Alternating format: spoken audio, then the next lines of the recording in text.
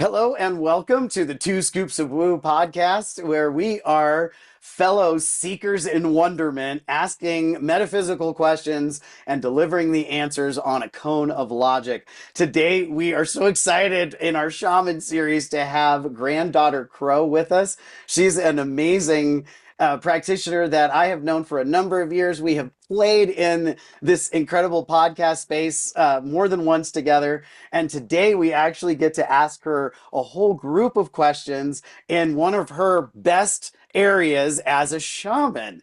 Granddaughter Crow, thank you so much for participating, being with us, and being ready to get some questions fired at you today. I love it. So they call me Granddaughter Crow. I am here for you and your questions. Let's do this. And we're at it. Darlene, why don't you go ahead and get us started off today? Thank you, Jason. Granddaughter Crow, in this spiritual metaphysical realm that I find myself in these days, the word shaman and shamanism is fairly common. Now, I don't know that I have a very clear understanding of what that means. My concept right now is basically that it's like a spiritual medicine man. Would you please elaborate and explain to me and everyone else what exactly a shaman is? Yeah, I will explain it to you from my position.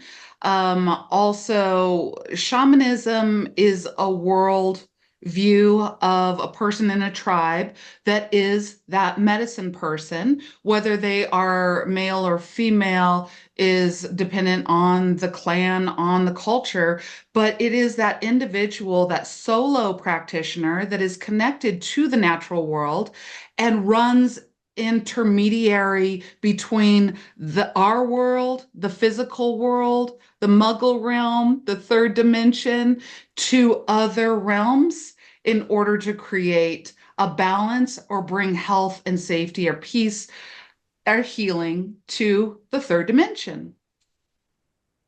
Wonderful. That's great. That really helps me a lot understand the connection there. Thank you. I really appreciate how you always make that connection, that it's about sort of that fifth dimensional to third dimensional. Right, there's almost this bridge that we're creating in a way, and that fourth dimensional space, I'm not sure what it is. Maybe it's time, maybe it's energy, maybe it's in our mental space, I don't know, but bringing it into the real world seems to be what really delivers, right? Absolutely. One of the questions that I know that I've had as I've been preparing and wondering what do we get to ask today is, and you touched on it with the healing, is that for me in my practice is always something that is a little strenuous, right? People's well-being and that, and through your practice, you actually deliver a lot of healing. My understanding is that folks need to be able to receive it no matter where it comes from. What would you say in the context of what, of healing, if we're looking to a shaman for something like that, what can we expect out of that? What is the real truth? I love that question because there are different modalities that different medicine people, healers, all of that work with. One modality is that I will pull the illness from you and I will take it upon myself. We've even watched X-File movies about that. But the other modality is this idea that I carry. And it's the idea that the body wants to heal itself. The soul wants to heal itself. If given the right environment, I am not the healer. They are. And so when it comes to healing, it really is me setting that space and holding this energy of balance and let them respond. Are they ready to heal themselves? Mhm. So I've got this one kind of dovetails, this question kind of dovetails on that, is what makes shamanism different from other healing modalities? What extra does it bring to the table? I love that question because there are so many healing modalities. From my point of view, it is the connection with Mother Earth. It is the connection with being grounded, with understanding the unseen world of the plants and the unseen world of the animals. And real quick, shout out Wisdom of the Natural World. This is a book that I produced a while back, and it is spiritual and practical teachings from plants, animals, and Mother Earth. And I think that, although paganism, Wicca, different spiritual groups will go to the unseen world, I think that one truth is that within shamanism, we work with the unseen world a lot more. We work with the animal spirits a lot more. We work with the elements of the plants, the weather, the landscapes. There's a larger focus other than Reiki, which I think is amazing, but that is a modality that's, brought to us from overseas. And we need to understand the way that they think. But with shamanism, the shamans, medicine people that I come from, it's all about connection to the unseen world in order to connect us with the worlds beyond, like Jason said, the fifth dimension, the fourth dimension, the whatever dimension, absolutely, and bring it to the third dimension, which will affect change within this physical realm. Really quickly, I want to say that is why, as a shamanic practitioner, that's another thing, Darlene, I wanted to let you know. Some shamans will say, oh, I'm not a shaman.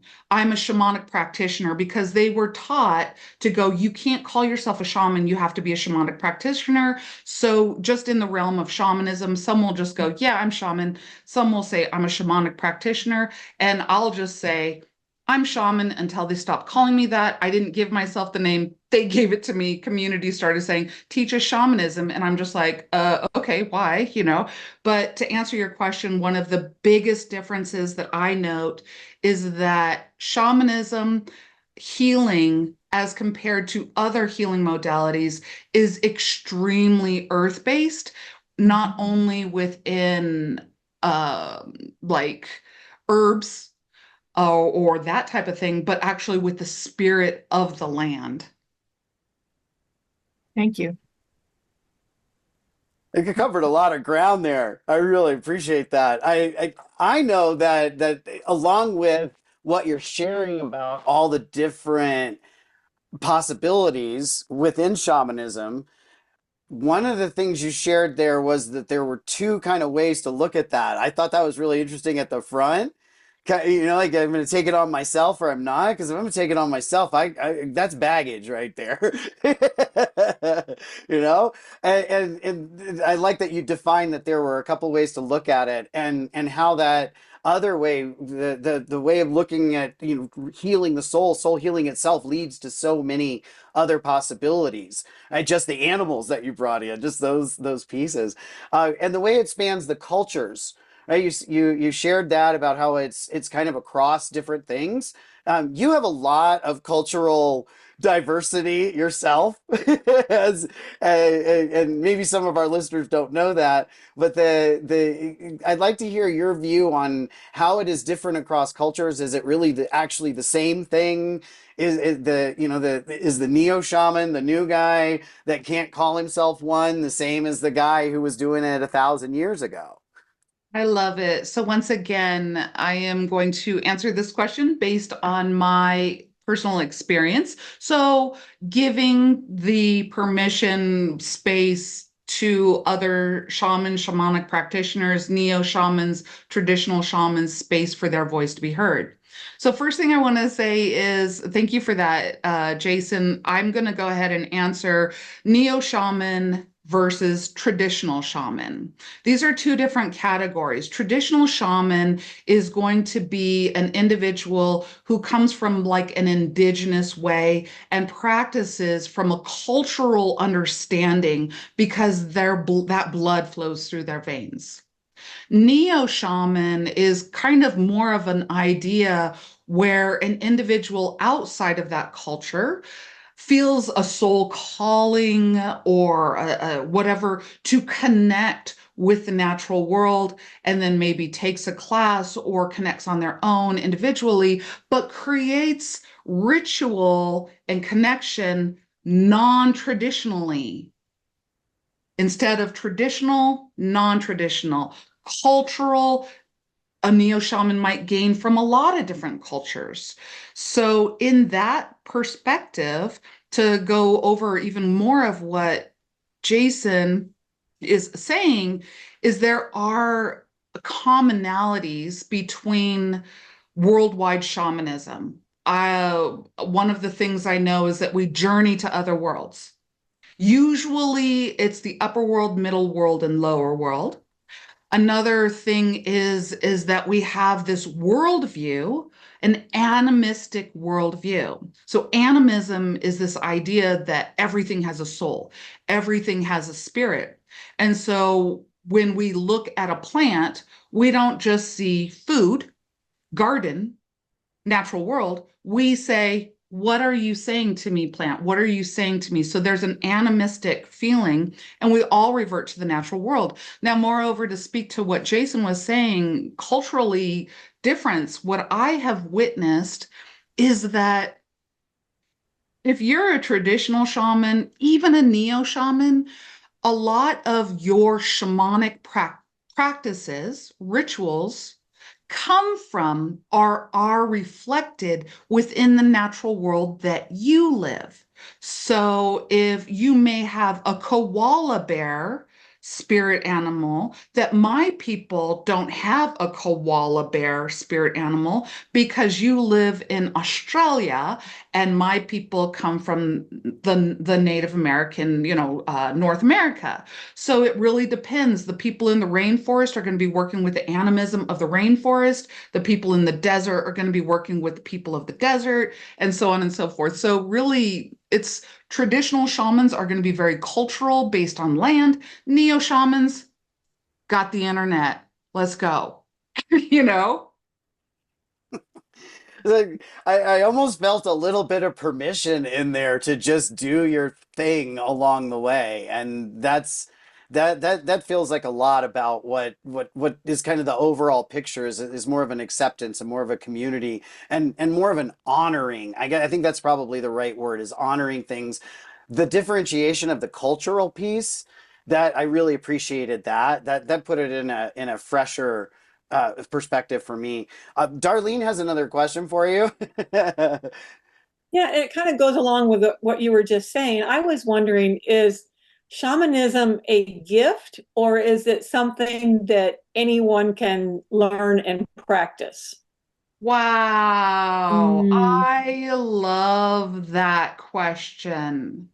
Traditionally, it would be seen as a soul gift. You were born this way, and you will be tested. You will be tested hardcore. There was in Mesoamerica, when they were looking for their next medicine person, they would have a bunch of initiates, right? And these initiates for the next medicine person, the next shaman, would be that the entire community would come against them. And they'd spit on them, they'd make fun of them, they'd push all of their buttons, be it like emotionally, mentally, spiritually, physically, make fun of them and tear them down to the degree I don't think they practice this anymore because it either committed suicide or they went to a nut house. But the people who could endure the last night, which is digging your own grave and sitting in your own grave, facing your greatest fears, and you can come out intact, you then become the shaman. And so there are initiations to the soul, to the spirit, and these initiations hit us from an emotional, mental, spiritual, physical way. And the way that you are to stay intact, I'll give you a secret, learning how to stay present, learning how to disconnect from the ego, learning how to not see your life as poor me, I went through all of this pain, but to look at it through the lenses of, wow, I gained a lot of wisdom. And finally, the ability to balance yourself in those harsh situations, balance and rebalance. It's all about that balance, because that's what you ultimately do for the tribe is you find energy, not good or bad. You find balanced or imbalanced. And so if you can do that within the depths of your soul, then you can do that for the rest of humanity. So, I don't know how to answer that question. I think that everybody has the right to throw in their hat as an initiate. But if you do, it's, you're, know what you're getting into, and then there are some of us, aka myself, who was born to a lot of medicine people within the Navajo Nation. It flows in my blood. I was kind of born with this capacity. So Wow, that's amazing. Yeah, that was a substantially impactful answer. Thank you so much. We've got a couple of new faces ready to chime in. And we got Pearl's going to ask you a question next, and I am super excited to hear what your answer is. Pearl, go ahead. So I'm Pearl. I had a question about, okay, so I understand that you've had like, okay, well, not you particularly, but that there is like a physical testing of will, so to speak, your spiritual power, being able to withstand the physical test. Now, on the spiritual side, has there been like an awakening where you feel like there's a presence that comes in, has an attack? Because I know that when you're working in the spiritual world, it kind of opens those doors for the negative energies to like, oh, here's a new one. She's got a lot of light. Let's see if we can take the energy from her. So I'm wanting to know if you've ever had any of these spiritual types of attacks, and how do you handle those? oh, wow. I absolutely love that question, Pearl, because we could do another podcast on that. So I actually think within any spiritual practice, the more consciousness that you have or training that you have within that spiritual practice, you're gonna be tested. You're gonna be tested, and it's not always for a bad reason. It's kind of like going to the gym. Are you ready to lift this next weight? Are you ready to do this? Are you ready to do that? It's really how you can frame it. But at the end of the day, absolutely. And I think that part of, and I want to introduce this, maybe it'll open some more questions. I really see the four bodies of existence: the physical, spiritual, emotional, and mental realm. Each of these get to have a balance or an imbalance. Each of these, the more that we grow into consciousness, the more we like push up against our individual capacity. And when you hit your individual capacity and you decide to go beyond your individual capacity of what you're familiar with, you push and you get attacked. A lot of times those attacks are basically, are you ready? Are you ready? Who do you think? They'll say, a lot of times these are called the guardians at the threshold. Okay, so you hit the guardian at the threshold, and this is the thought in your mind that's like, who do you think you are? You didn't do this work. You're not indigenous blood. You don't know this stuff. Blah, blah, blah, blah, blah, blah, blah, blah, blah, blah. And if your spirit is strong enough and has gained enough tools to move beyond into this no man's land, then that test is for your strength. And individually, the more that you do those tests, and this is my worldview, and this is how I approach it, which answers hopefully the second part of your question. The way that I go, okay, I am not being tested because I am weak. I am being tested because I'm a threat. And when I take that standpoint and move beyond, then that gives me a solidification within myself that I can do this. I've got this. And then that translates to the way that I work with others because I'm like, oh, I know how you're feeling. You got this. You do. Trust it. You got this. Does that answer your question, Pearl? Yes, it does. Thank you, Granddaughter Crow. Appreciate you. Thank you. Oh. Thank you, Jason. Yeah, there's some great philosophy going on in there too, man. I'm taking some notes over here for sure. I love the message that you can do this and aligning that within yourself as well. That as seekers of wonderment, as we call ourselves here, we're, sometimes we've got to have some resolute opportunity within ourselves to do that. And we've got to go through the trials. We have to embody, right? The initiation, that's the embodiment of being able to help the others that are going through those things so they don't go over the edge or end up in that grave for the rest, beyond the initial experience. So I love how you tied all that together. Mary Ann is ready to chime in. Mary Ann is up next with a question. Go ahead, please. Okay. Hi, Granddaughter Crow. So, I have a question. So, if one is drawn to shamanism, or if one is a shaman, they're on this journey in this lifetime, is there a strong possibility that they were a shaman in a past lifetime? And then I'll add something onto that. And if they were a shaman in a past lifetime and maybe they didn't finish whatever their mission was or their purpose, is it possible that a person becomes a shaman to finish the work that they didn't finish in a previous lifetime? I absolutely love that, I'm going to kind of touch that by saying, remember when I was talking about traditional shamans being born into a certain DNA? This is the DNA that I was talking about was not necessarily human DNA,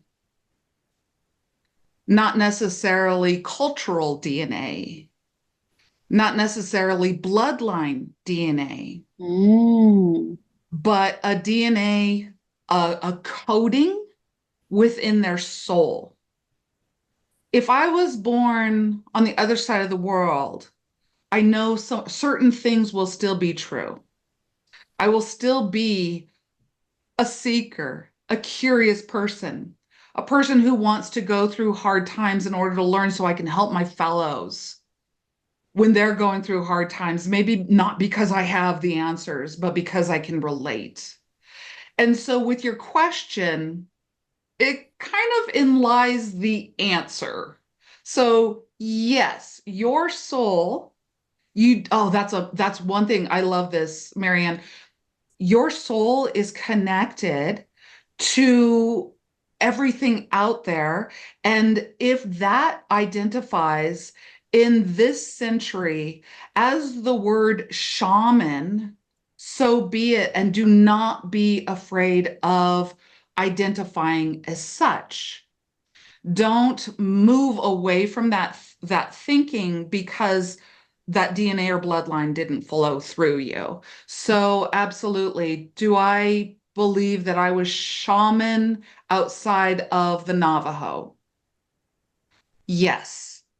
I believe that a part of my soul completely relates to the Shinto. And so in return, my dear, am I allowed to identify with Shinto? Yeah. And so it is the freedom that we allow ourselves, the freedom that we allow ourselves. And I also want to say that a lot of times as we are born into this realm, into this lifetime, into this day, there is this idea that we're still progressing and we're still like reaching enlightenment. But what if, this is just my curiosity, what if I'm sitting around a bunch of evolved souls, enlightened souls, that they forgot that they were enlightened, they forgot that they were, all of this, and they came back as curious children, as seekers, because that's what I am. Maybe I chose to be here. Maybe there isn't a lesson more that I can learn except for to be curious and to share the message. So I don't know, food for thought. Thank you. It does take a little of the sting out, doesn't it? A little. I kind of like the idea that the DNA isn't necessarily human. That kind of yeah, that's exactly what I did, was the mind blown, because suddenly there's an option for shamans to exist in other planetary systems. Absolutely. 100%. Oh my God. This is absolutely, yes. I'll just say yes. And Yeah, that's what blew my mind in it, was when I'm thinking galactic shaman, which it sounds like a silly thing, but what it really is galactic shamanism, right? That same sort of community idea, the ideals of moving along, whether there's a lesson or not, we got to find something to do. So we try to get better at being, whatever we are. So I think there's a really good relevance in the question that Colleen has for you. Colleen, would you go ahead and ask? Sure. I love the spirit animals and the grounding that it feels like that shamanism is enveloped in. My question is how, because I know it all is, how is the divine integrated into shamanism? oh, I love that. Oh my God. Let's go here. A lot of times, especially within religion and dogma, we have been fed this worldview that the divine is in human form, that the divine is an old white man on a throne with a beard, just like Santa Claus. And that is not true. A lot of people, and I'm just going to say this, Jason, you can cut this out if this goes too bad, but I'll just say, a lot of us say that the divine, or a lot of people say, oh, the divine created mankind in its own image. And I say, oh, didn't mankind create the divine in mankind's own image in order to relate? So what I'm suggesting, I know. So what I'm suggesting is that here, I'll do this. I'll tell a little story. Navajo story. There were twins that were born. They were holy people. And they stood on the top of the mountain, a male and a female. They were there, and their hair was blowing in the wind. And that was the last time they were ever seen. But they live within us, and we all recognize them. Their names are thought and memory. That is the divine integrated into the natural world, integrated into the physical realm that we work with every day. Did that answer your question? Did. Thank you. I don't know about anybody else with the goosebumps right now, but that certainly did it. Granddaughter Crow, you as always deliver. I still have 5 questions that I would love to ask, and we're going to have to do this again at some point. I would love for you to please quickly share how people can get in touch with you. Where is it easiest to find you? And don't forget to let them know what a great author you are as well, because I know you've got some projects going on right now. You got a fresh book coming out, so tell us a little bit how we get in touch with you, and what books are next on the menu. Absolutely. So thank you so much for this opportunity. I love being in sacred space with sacred people, and that includes the listeners. I am really excited about this podcast. All you have to do is remember the name Granddaughter Crow. Stick it in your search engine, and it's so odd that all come up, www.granddaughtercrow.com. I have a lot of things going on. You can find it at the website.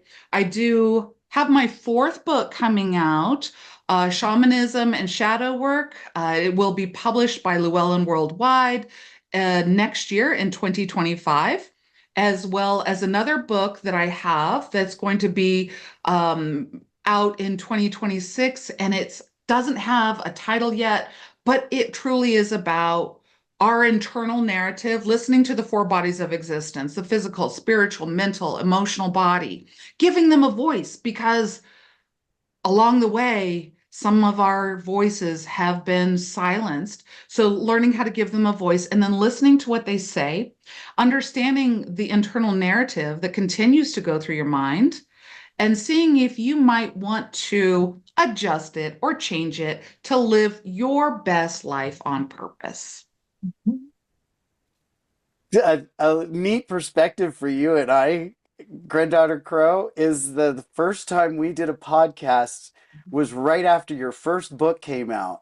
So that is like we're on nearly 6 books in 5.5 or 6 years. That's amazing.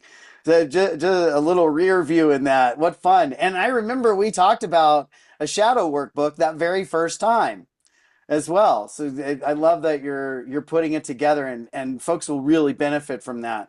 One last thing, Granddaughter Crow. One thing we love to do here, because, and I know you have massive amounts of tools, and asking you to pull out one is almost at the last minute is almost a little cruel. But for those that are getting into the shamanism and they're headed that direction, what tool would you give them in their daily to make that connection, to move themselves along in what they're looking for? Absolutely. Okay, I'm going to be straight up. Quit listening to humans describing what the natural world is trying to tell you. Get your ass outside. Know that if you're touching a tree, it knows that you are touching it, and it is touching you back. Know that if you see a hawk, it saw you first. Know that you are not going into nature, but you are a part of nature. Yes, feel free to listen to everybody else's human explanation of shamanism, but if you want to be true blue, go make your own connections. And finally, do not expect them to speak your language. Expect them to speak the language of body language. Tree, what does it tell you? You're listening for English. Tree, what are you telling me? It's telling you to stand straight and tall, that it takes time to grow. It's telling you that the winds that blow within your life are there to strengthen you, not to break you down.